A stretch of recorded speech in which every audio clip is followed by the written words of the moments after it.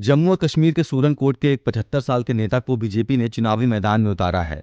अब उनका तुलना महात्मा गांधी और नेल्सन मंडेला से की जा रही है। लेकिन ये मुश्ताक बुखारी है कौन? क्या ये वाकई में कश्मीर के नए आज़ादी के मसीहा बन गए हैं या कुछ और ही है?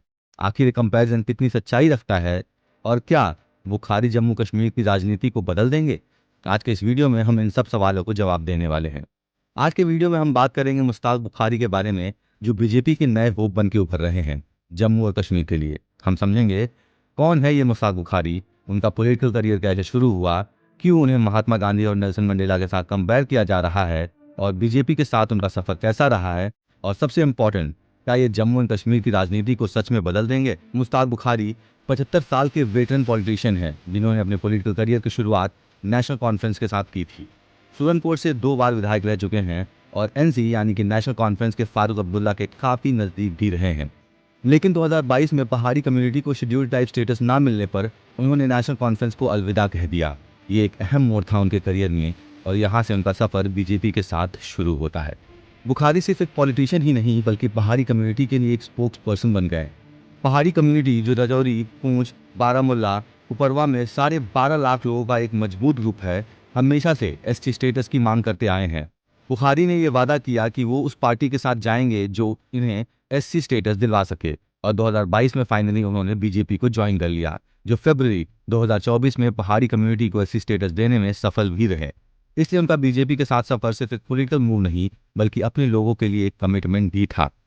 बीजेपी के साथ जुड़ना मुश्ताक बुखारी के लिए एक डेयरिंग स्टेप था। जम्मू कश्मीर जैसे सेंसिटिव रीजन में बीजेपी को ट्रेडिशनली मुस्लिम कम्युनिटीज़ का सपोर्ट नहीं मिलता, लेकिन बुखारी ने अपने वादों को पूरा करने के लिए बीजेपी ज्वाइन कर ली। उनका कहना है कि ये उनका फर्ज था पहाड़ी लोगों के लिए।